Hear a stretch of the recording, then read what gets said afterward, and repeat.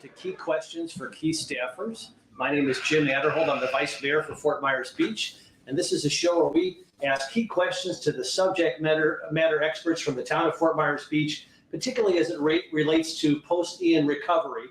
And we've got some great guests this morning. We're going to be talking about the beach and the beach recovery and the beach renourishment.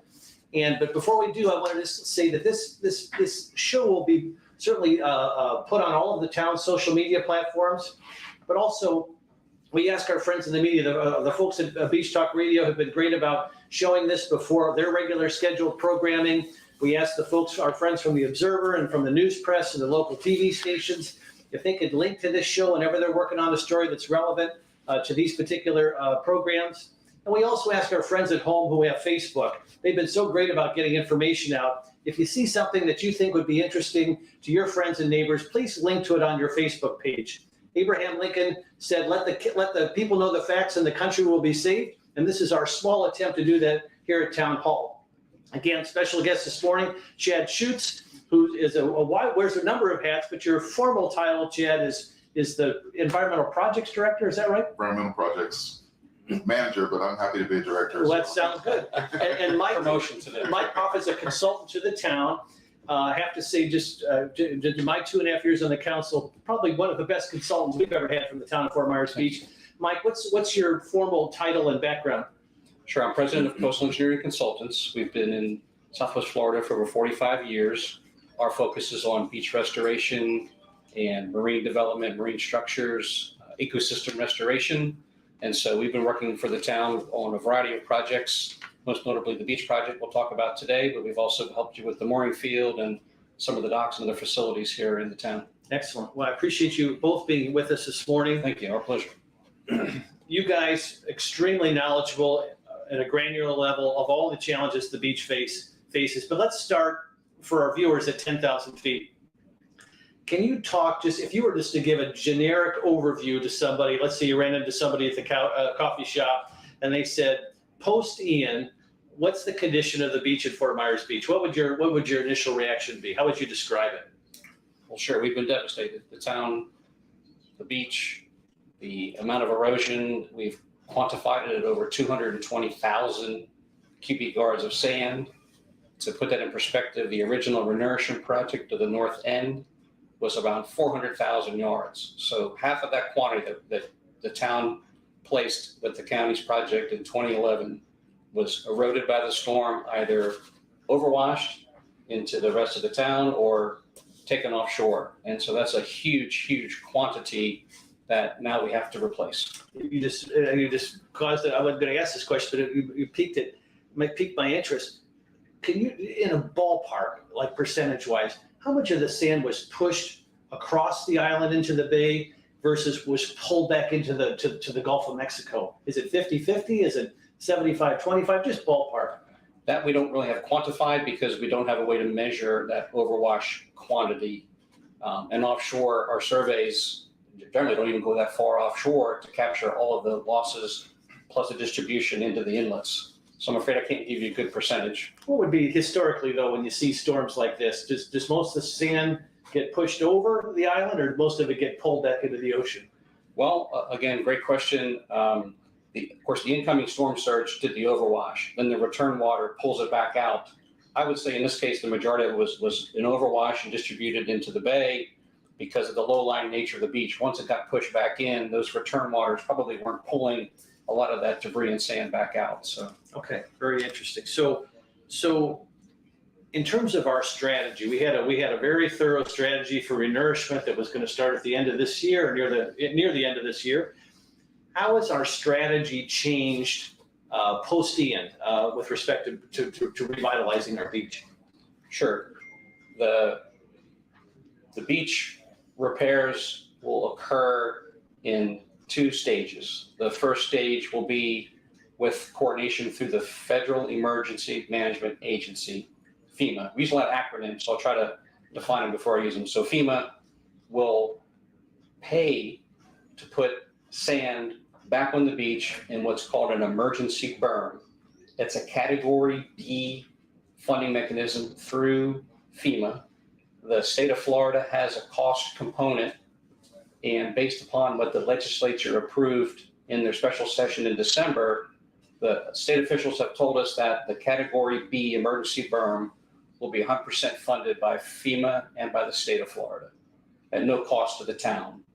The goal is to get sand back on the beach in this emergency berm configuration to provide some level of storm protection to the properties until we get the beach project in place. So it's something that's done very rapidly. The FEMA officials have approved the quantity of sand that we estimated.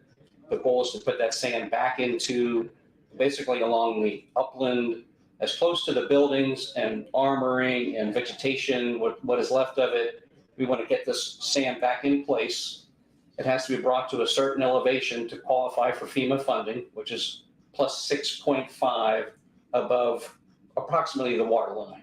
This is the berm itself? This is the berm itself. And in many cases, and we have examples of what this looks like, it's posted on the town's website. fmbgov.com/beach has the plans on it. So the construction plans for the berm have been uploaded for people to look at. And so we're trying to mimic what was there before as best as we can. And so the town has already put out the project for bid for the emergency berm, and it's on the street. So contractors are hopefully downloading the documents, are going to be bidding on it. Bids are due, I believe, this Friday. Third, yeah. And then town council on Monday.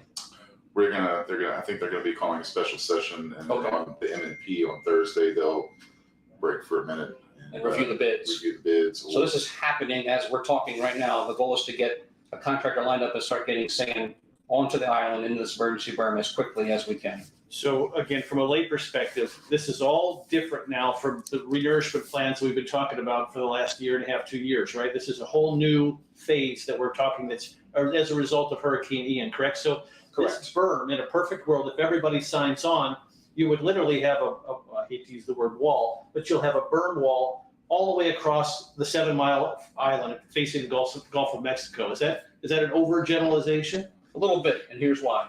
The north section, which was restored in 2011, is a whole different funding mechanism through FEMA. Okay. So it's going to start right around Canal Street, south of be around Crescent Beach Park, and go south from there. Okay. But there are a couple of sections of beach that didn't qualify. You had to have a certain level of beach in order to have the beach brought to that level again for the Category B.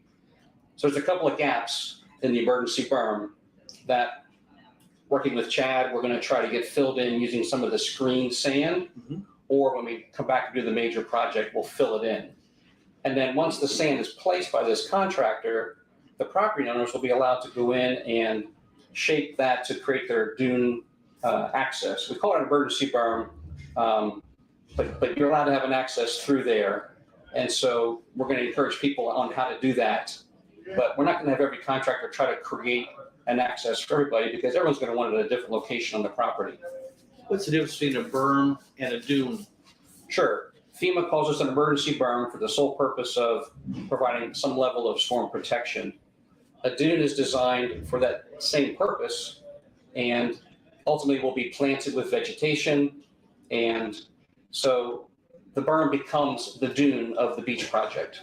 So while they're different in terms of the construction window, we are incorporating the berm sand into our beach template to, in essence, recreate that dune feature. And does the berm evolve into a dune when we do the renourishment phase of the project? Or is it different? Good question. Depending on timing of permits for the major project, Chad and I have talked about doing a planting in advance of the beach project on the berm to kickstart the dune plantings and the dune vegetation. So it may happen in 3 stages: the emergency berm sand, the emergency berm vegetation plantings, and then the main project. Or the main project will come in and we'll do the plantings at the end. And I guess another maybe, and I don't want to oversimplify, but a difference between this first wave, this sort of berm permutation, or whatever you want to call it, this infusion of a berm throughout most of the south end of the island, that'll be sand that's trucked in, versus our renourishment plan, which is our longer term plan. That sand will be piped in from offshore off the Gulf of Mexico. Is that a fair generalization? That is absolutely correct. Because of the emergency order that's issued by the state of Florida, which delegates the to local governments the ability to bring sand in quickly. It comes from an upland source, it's trucked in from an upland mine, and it can happen very quickly. We don't need any additional permits from the federal government or the Corps of Engineers. All the activity is happening on the landward part of the beach, and it's under the emergency order. Where will that's a lot of sand. This isn't sand coming that was sifted from the beach. Where is this sand coming from? Sure, there's several approved upland sand quarries and lines in the state of Florida that the state of Florida has reviewed the geology and the geotechnical. And so there's one in Immokalee, there's one in Ortona, and in between there's several mines. The contractor who bids the project has the right to go to any one of those mines and purchase sand to bring to the beach. So, I don't want to get too granular, but I don't want to forget this question. So this first wave, the berm wave, we'll call it, if you sign your easement, you're going to get the berm wave, but you'll also be the benefit of the broader renourishment plan, which we're going to talk about in a minute. If there's no way to bifurcate that, you can't have one and not have the other. In other words, let's say there's some people concerned about signing this easement because either they've got concerned about the berm or they've got concerned about the renourishment plan. They can't split it. They have to. It's one or you have to take both phases, or in other words, you can't split the two. Correct? It would be very difficult for us to split the two to manage a construction contract for the berm and then come back and manage the beach project if we have some people who just want A and not B. Okay. And so we're encouraging everyone to sign their temporary construction easements. Chad's done a great job of trying to meet with the individual properties. We know a lot of people have questions about the easement. Trust me in that every beach project that's been built in the state of Florida has had some level of construction easement issued. We have this on all of our projects where we have to meet with the property owners and talk about the easement. And the goal is to have the ability to have the contractor and the staff and our firm and the monitors be able to work on the private property, to place that sand, to plant the vegetation, to manage it, to do beach grading in the future if it's needed. There will be some post-construction requirements of beach tilling that softens and loosens the sand for sea turtles. So there's quite a few things that have to happen throughout the life of our permit. And so these easements grant the town the access to do that. So this berm, where will it? Let's say you have a property on the beach, and let's say you're, to keep it simple, 400 yards from the ocean.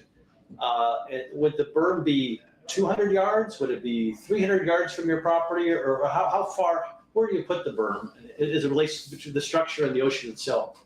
Sure. So the goal of the combined beach project and the berm is to place the sand back on the beach that was lost from Ian and that's been lost since 2011 to restore that template, to restore the form and function of the beach and dune. And so we're going to put the berm as far landward on the property as practicable, where we don't interfere with any buildings, any utilities, any pools, any decks, any existing seawalls or revetments, any vegetation that might be left over. So it's going to be on the landward side of the property, away from the water as far as possible. And then the beach project is going to come in and start, and the sand will actually be placed in the water and over the existing beach. And basically the beach fill pumped in will move and intersect that emergency berm sand. So they'll become one and the same once they're both are completed. So the first wave will be the berm, and that'll be as close to the structures as possible, as practically possible. And then the second wave, the renourishment, will be filling in between the berm and the ocean with a lot of additional sand as well. Correct. Okay, that's really helpful. Yeah, I think it's important to call out that we are working with property owners. Some property owners, maybe because of their beach vendor activity or just simply having chairs that they want to store out on the beach, but not have it impact the sea turtles. We are working with them to have that berm maybe pushed out a little bit, maybe closer to the ECL, which is that state property line. Which is closer to the ocean. Right. So then that way you have a vegetated berm, vegetated dune where the sea turtles are coming up and hitting that and not getting caught up in jet skis, laying eggs at the bases of tables, et cetera. What happens?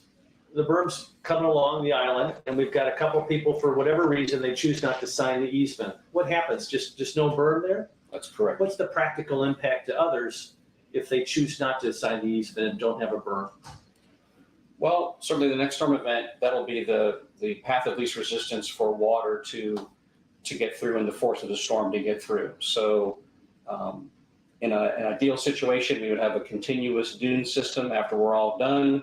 The gaps in the dune system would be where we have either walkovers or paths through the dune. We asked people to maybe make those meandering paths. What we did learn from Ian up and down the coast was if you had a perpendicular access through your dune system on the beach, whether it was Sanibel, Fort Myers Beach, or Collier County beaches, Mother Nature found those low-lying paths and scoured them out. And so if you can meander your path, it'll reduce that ease of flow, put that little kind of frictional resistance in. I think we'll see a lot less scouring if we can accomplish that. And the timeline in a perfect world for this first phase would be when? When would it start and when would it finish in a perfect world? So coming to council next week, I believe, you said next Thursday, a special session, then figure 30 days to get the notice of award, the contracts, the insurance, all those things lined up. So hopefully middle of March, we'll start to see sand coming to the beach. And it's about 120 days, plus or minus, is the window we've predicted for this event for the berm. And you're trucking this in, you'll probably go through the beach access points to get the sand. How do you get that sand up to the beach? Just look for various. So we have construction easements that will get signed with some of the various condos and more convenient spots for them to access different parts of the beach. I assume Newton Park would be a place, some of the larger Newton beach Park, access. sure. Yeah, okay.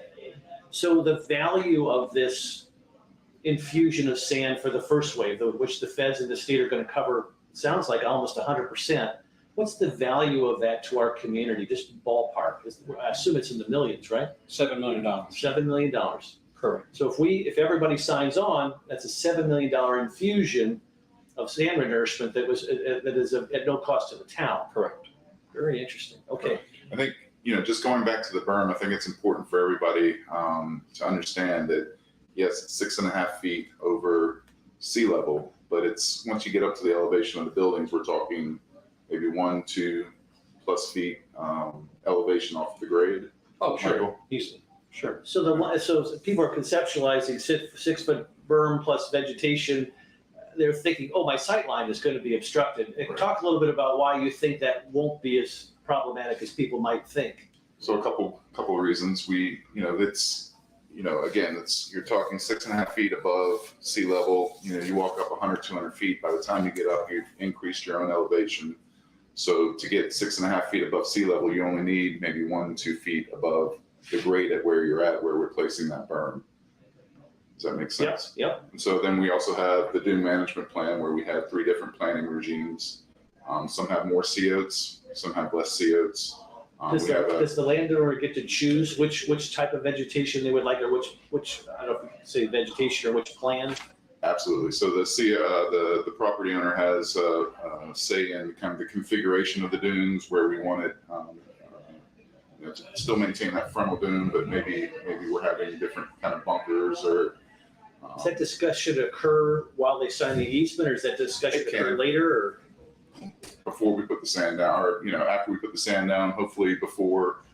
In the dune management plan, they have basically it spells out how the process will work, and I'll meet with the property owner, go with where they want their configuration, where they want their paths, and then we put that on a piece of paper.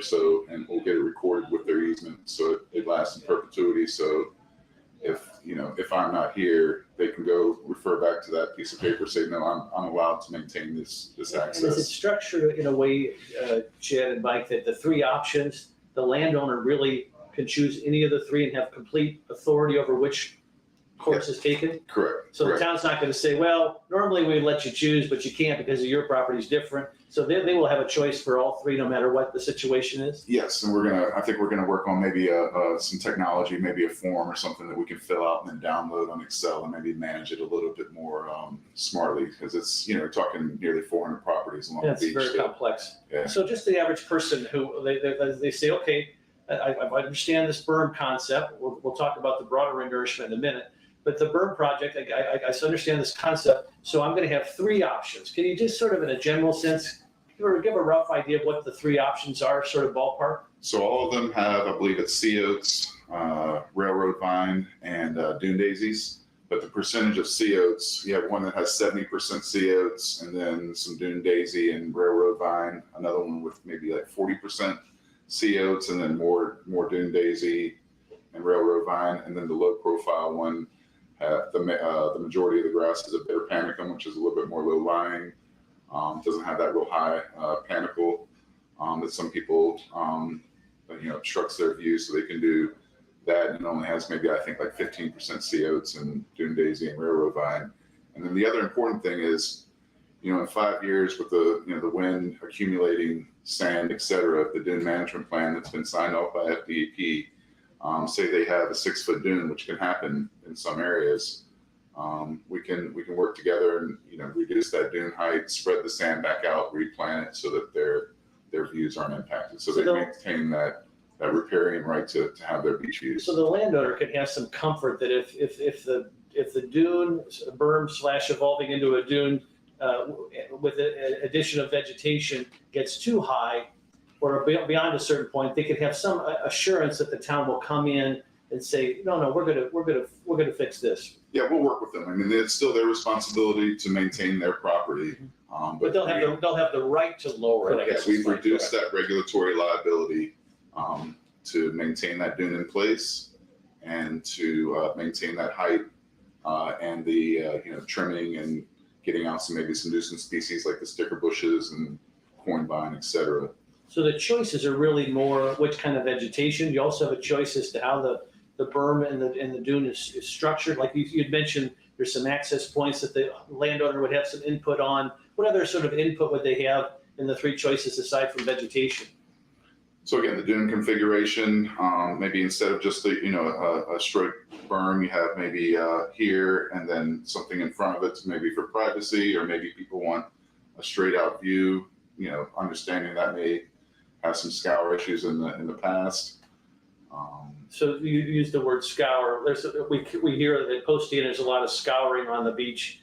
For those folks who have scouring in front of their property, and this berm comes along, is the scours going to be fixed as part of the berm project, the first wave? As much as possible. FEMA does allow for additional sand placement to fill a scour hole to support the berm. And so they did approve a volume of sand to fill some of the scour holes. And then Chad's working with his team diligently to try to take some of the screen sand and try to fill in some of those scour holes now in advance of the berm. So if you don't sign the easement, you're going to have a hard time getting help fixing the scouring holes as well? Yeah, I mean, I've just been reviewing some people. I mean, I get this question all the time. And what I do is I'll take, you wanted to bring in the sand yourself to not have any obligation to do any plantings or any dunes, and you want to bring in the sand yourself. Well, the ECL is about 50 feet away from, your property, and your property is 100 feet wide, et cetera, and calculate a square yardage, and then say you need 3 feet. So it basically becomes a cubic yardage, and then multiply that by the effective rate of how much sand, and they see that that's in the tens and tens and tens of thousands of dollars. And they quickly see what that advantage of what the town is bringing to them. So we'll get into the granularity of the easement process in just a minute. So we've got the first wave, forgive the term, but you've got this berm going through most of the island that's trucked in sand, financed by the feds in the state, and it'll in essence be a barrier to prevent or to help prevent any particular damage from the next hurricane that comes. And then the second phase, which is our kind of our basic renourishment plan, which was to renourish all the beach of Fort Myers Beach, or most of the beach for those who signed the easement. And let's go through that one more time. So the second phase, and by the way, that starts kind of the end of this year, the 4th quarter of this year, because we have to do it after turtle season, is that right? The goal would be to start as soon as we have permits in hand, which we're estimating will be late summer. And then we'll have the bid process to select that contractor. And what we don't want to do is we don't want to start pumping sand in the middle of shorebird, in the middle of sea turtle nesting season. Because if we do that, we actually have to back up 60 days and start relocating nests.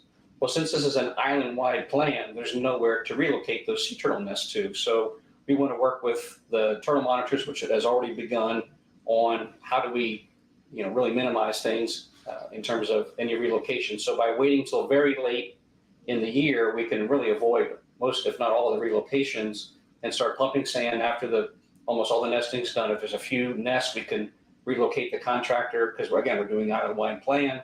And so we can start working in places where all the nesting has already finished. And this second wave, the renourishment wave, we're going to be taking the sand off the shore of the Gulf of Mexico here, and we're going to be pumping it onto the beach. Correct. I just, for a layperson, how do they get sand through a tube to pump with a lot of volume to fill this massive vacuum of sand that we have on the beach? This will be, by the way, between the berm and the ocean, the shore itself. Correct. That's where this second wave of sand is coming. How, from a physics standpoint, do they get that sand pumped? Literally, the sand is heavy. How do they do that? Sure. Let me just clarify one thing on the berm, and then we'll move to that. I encourage everyone to take a look at the plans that have been prepared. We tried to mimic the pre-Ian grade as much as possible with the berm. And we talk about this plus 6.5 elevation. There were a lot of places along the beach that were at that elevation, and we're just restoring what was there before. In some cases, we have brought the grade up to meet the FEMA requirement, but the majority of the berm is meeting the grades that were there before the storm. And what's the width of the berm vary? I know it varies from monument to monument, but in general, what's that variation of width of the berm? So the calculations for the berm are very discrete, that we have to follow the FEMA guidelines. And so it will vary from the minimum is 10 feet wide to as much as maybe 50 or 60 feet wide, depending on the severity of the erosion and each of the profiles that we measured. So there's some variability to the shape of the dune. So back to how we get the sand from the Gulf of Mexico. Sure. How do you do that? How does it work from a practical, just a layperson's So perspective? we have two different sand sources. The first one is the same bar area that was used in 2011. It's in the Ebb Shoal complex in the near shore of the Matanzas Pass. It's at the north end of the island. Okay. And that is in very shallow water, maybe 12 to 14 feet.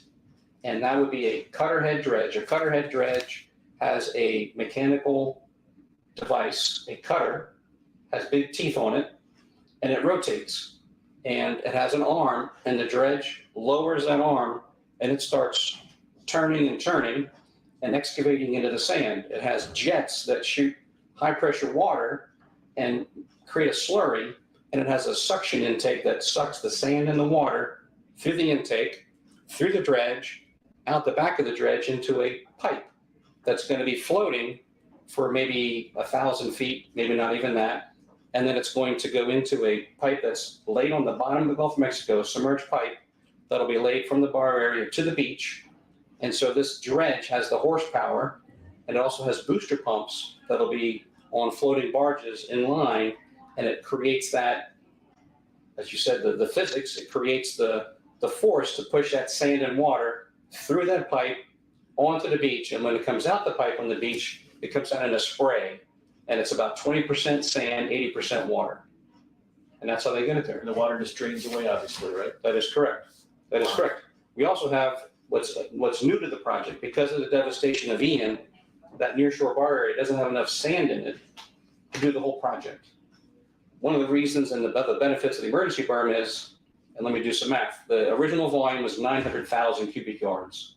That's the volume to do the beach management plan pre-Ian. Post-Ian, it jumps to 1.12 million yards. So we had 220,000 yards of loss. The berm will be paid for by FEMA. That's 89,000 yards.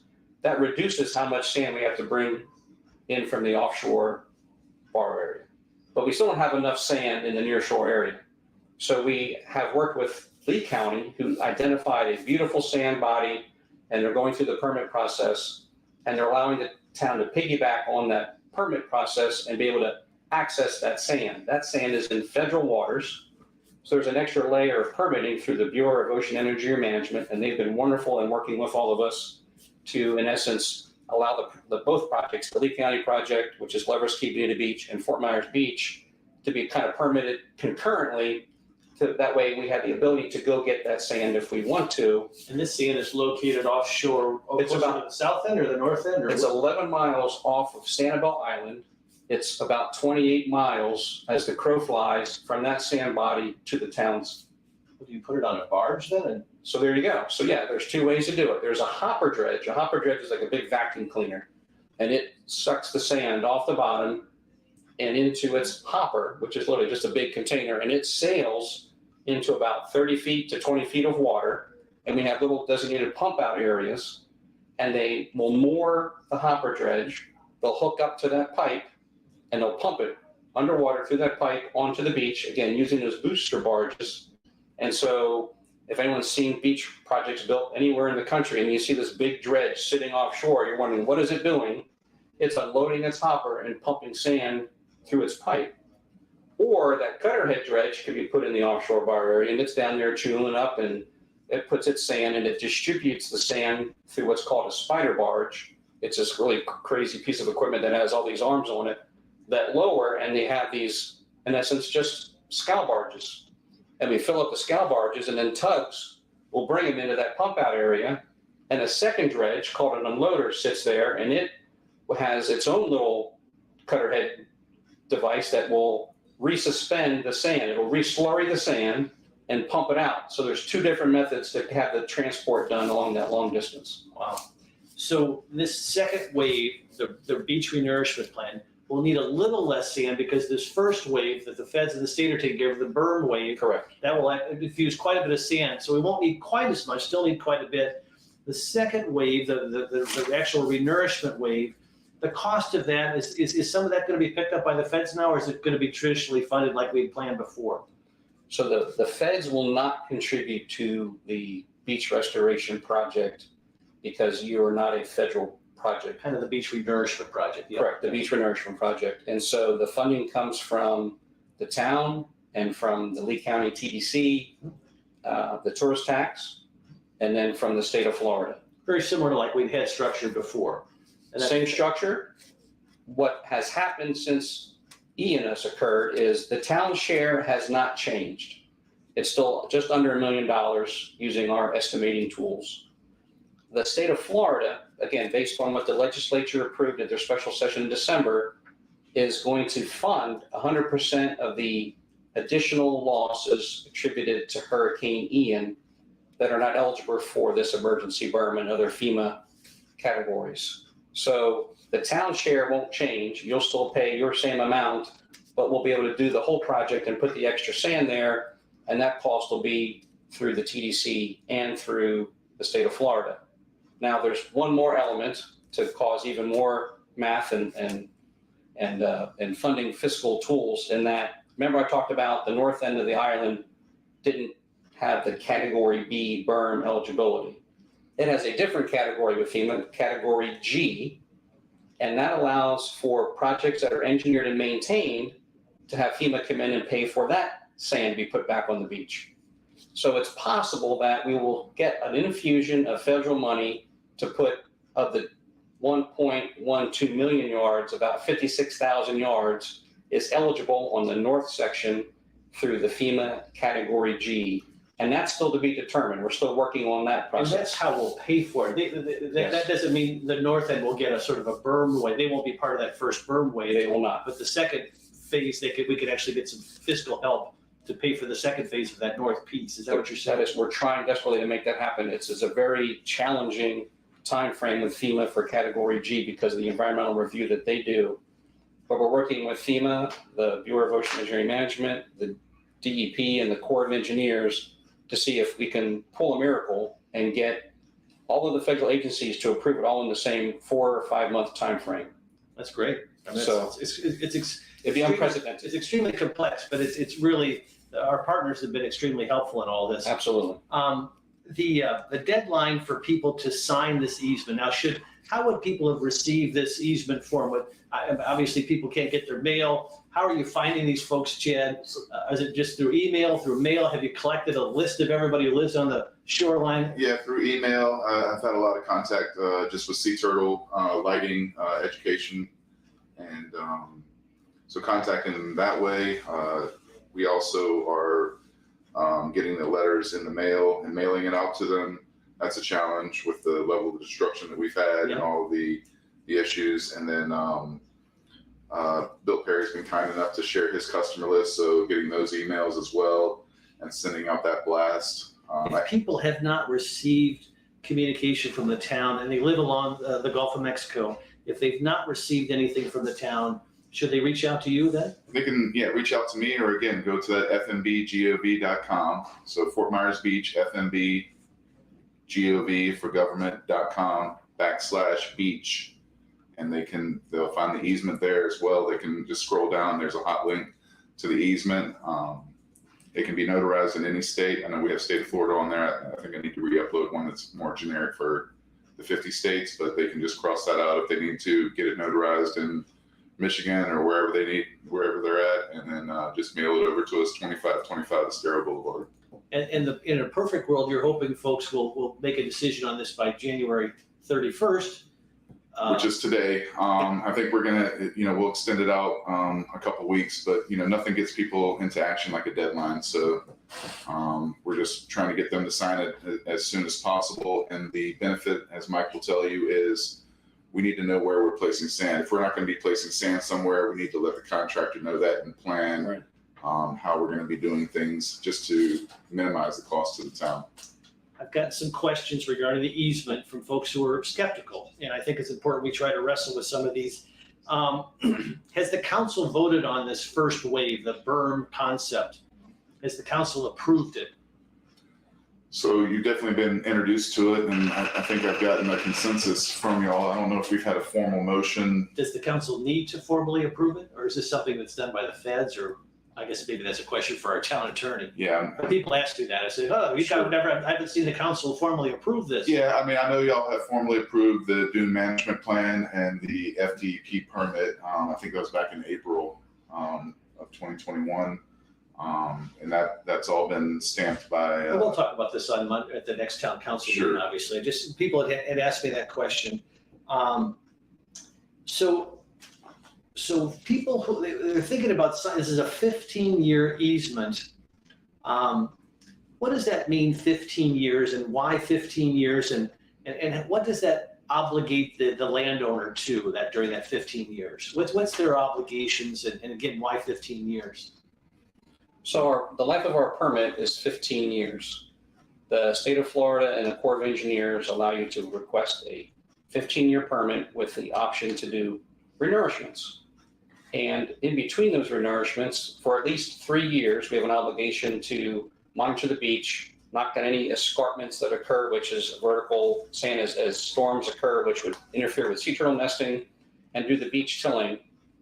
And then let's say that we do have a storm and you want to clear debris, or you want to do some dune maintenance on that dune system that we've put in place, or we have a storm and we want to truck sand in because there's a hot spot. Let's say we have a storm that, not the magnitude of Ian, but something smaller that creates a little erosion problem in one part of the beach. We have the right to truck sand in and address that. By having the 15-year period, it will allow us to do the initial construction, the 3 years of post-construction work we have to do, address any hot spots between renourishment events, and then hopefully 10 years from now or longer, when it's time to do the beach project again, those easements are still in place. We don't have to go back and re-request easements to do the next nourishment. Well, that leads to a number of folks have asked me, when the 15 years is up, does everything revert back to the landowner then? There's no lingering. I think there's a concern that the town or the government will have tentacles as a result of signing the 15-year easement that will go past the 15 years. Do you give up any of your rights after the 15 years by signing this easement? Is there any other tentacles that hang on and linger as a result of signing this particular easement? Or does it start fresh again and all sort of contractual obligations are gone at that point? Sure. Well, certainly I'm not an attorney. Although Sorry. I do play one on TV now and then. I get asked these questions. What other projects that I've been involved with, and I've worked from Marco to Sarasota County over the last 3 decades, what other residents have told me is through their legal review of their attorneys reviewing it, that there is no other tentacle out there. This easement document we have used and was modified by the town attorney and by Chad's review.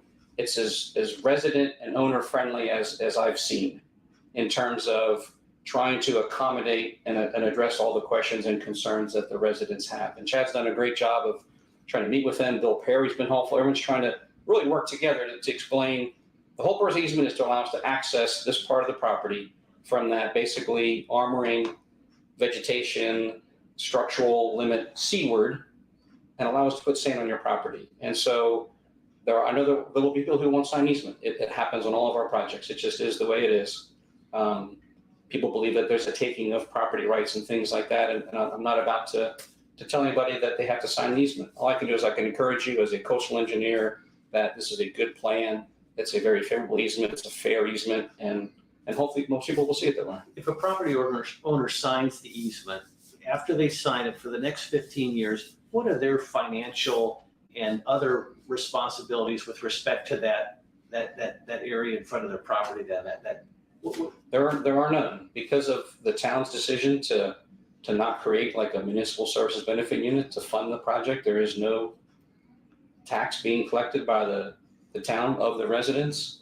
But is there any obligation to maintain it, any obligation to do anything with it? Well, they can maintain it as they always have. Many of our residents already, pay to have their beach raked, and that will just It's just go on as it was. their option though, right? Sure. Correct. There's no requirement. That's an optional thing. The dune management plan, as Chad said, has some provisions to do different things over time, but that's the property owners would choose to do it if they want to. If the dune accretes and or the vegetation gets too high, is it then during this 15 years, is it the property owner's responsibility in conjunction with the town to restructure it or trim it down? Yes. Does that then become the property owner's responsibility? Yes. And that's really at their choice at that point. But they'll work with the town. They'll have the ability contractually to Reduce the height. reduce that height. Okay, so they'll have that right to do that if it becomes problematic for them. Yep. Because I Again. think that's a lot of people have concerns about that. Yep. Just reducing that regulatory liability, and they can. Is the berm, which sounds like it evolves into a dune, is it in essence permanent then? As permanent as anything is on the beach? Correct. I mean, the goal, of course, is to maintain that dune in perpetuity, but unfortunately, storms the magnitude of Ian are certainly going to have impacts. So can't say it's going to be permanent, but it would be a nice feature to have there for the long duration. I think I've hit all my questions. Is there anything that I've not addressed that you want to share with our listeners this morning that could be helpful? And you guys have got a lot of questions as well, commonly asked questions. Anything I've missed or anything you want to shed some light on or elaborate on that I haven't touched on? I'd like to say one thing, and that is when we met at Town Hall and had our public meeting, there were questions raised about the one part of the beach in the center of the island that was not designated critically eroding.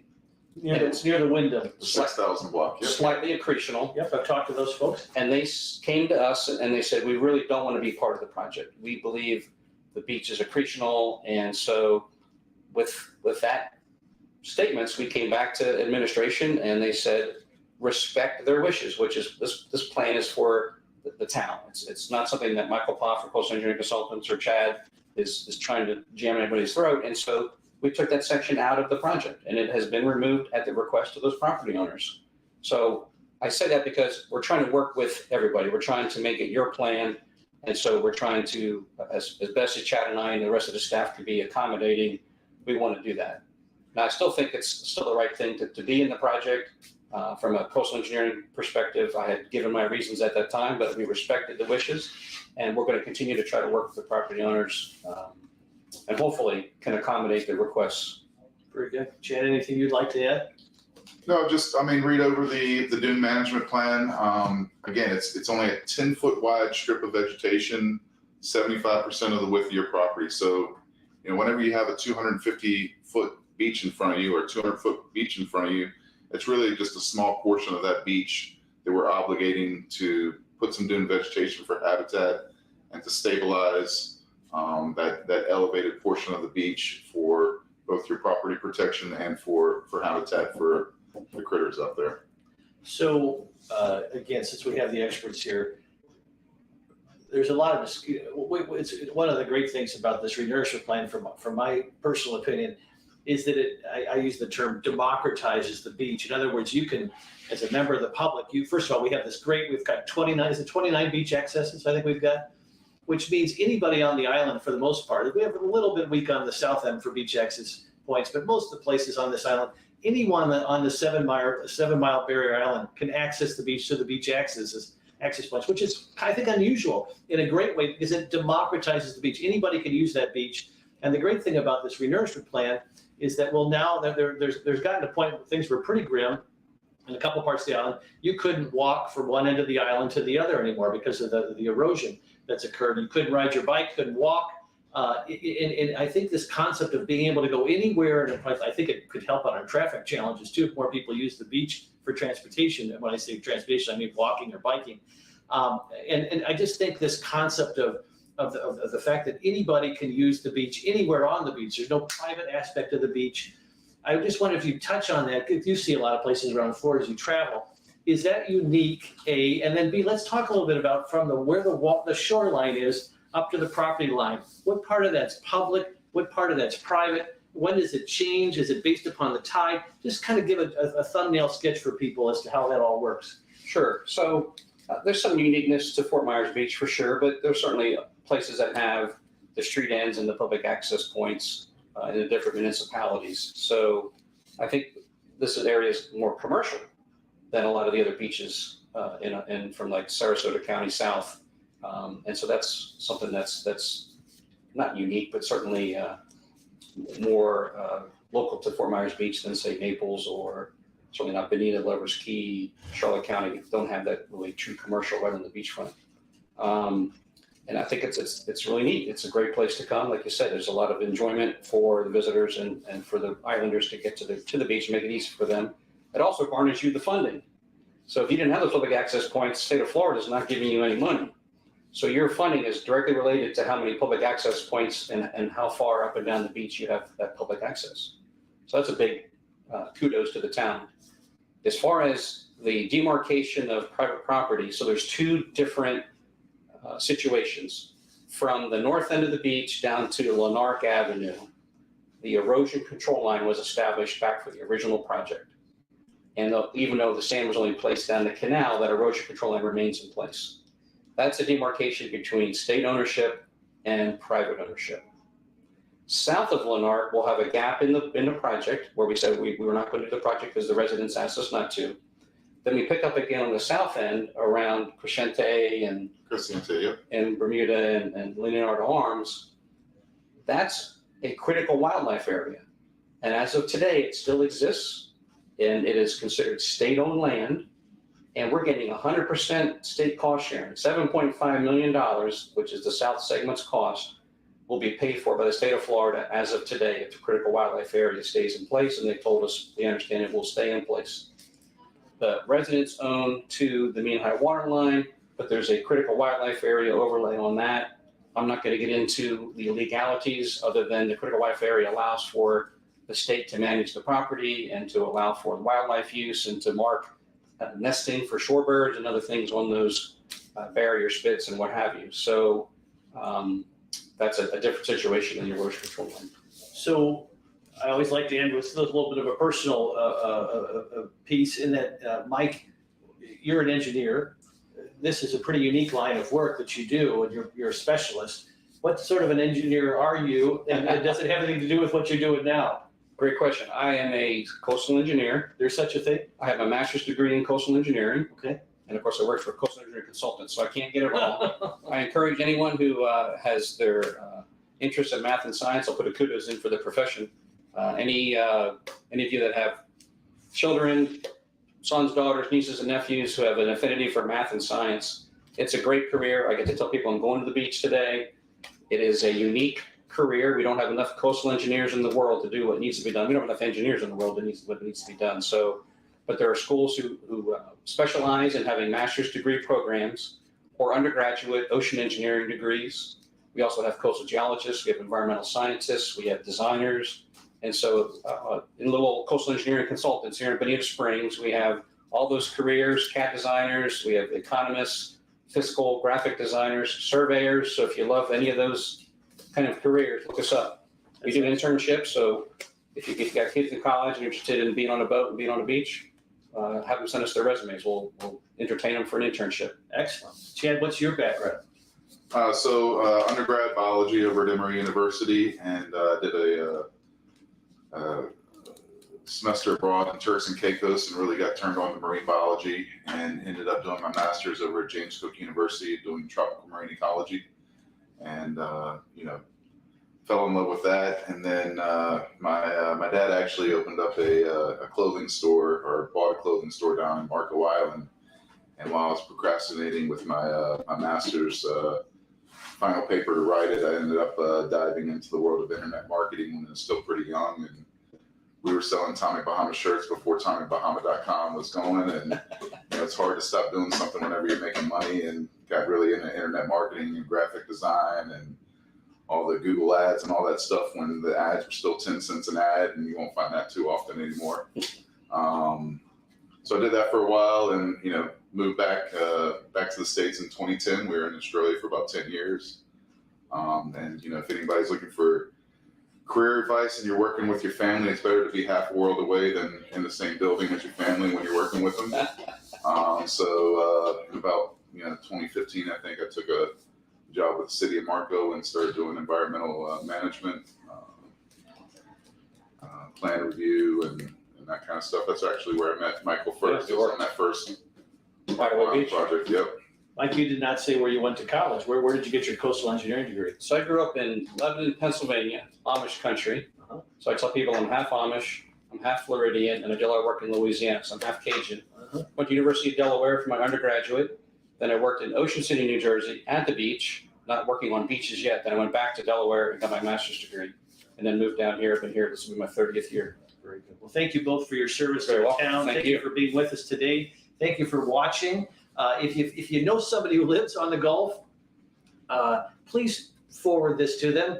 Post it on your Facebook page. Help us get the word out. We're trying to answer all the questions. We know there's a lot of important questions. There's a lot of concerns, and we're trying to address them. Nobody's trying to hide anything. Please keep those questions coming. If you're wrestling with the easement and you've got some additional questions, reach out to Chad and Mike, because we really want to progress one way or the other. We want to get this thing going. There's a lot of potential help involved from the state and the feds that we've got to utilize, and we've got a certain amount of timeline to do that. So thanks for watching so much. And again, please feel free to share this with others who might be impacted, or just those who care about the beach. Again, thanks. My name's Jim Atterholt. I'm the Vice Mayor. Again, thank you for watching Key Questions with Key Staffers, and I hope you have a blessed day. God bless. Bye-bye. Thank you. The customer experience for electric is, let's say it has growing pains right now. And so whether you're talking about charging or cold weather or hot weather or electricity in California in the summer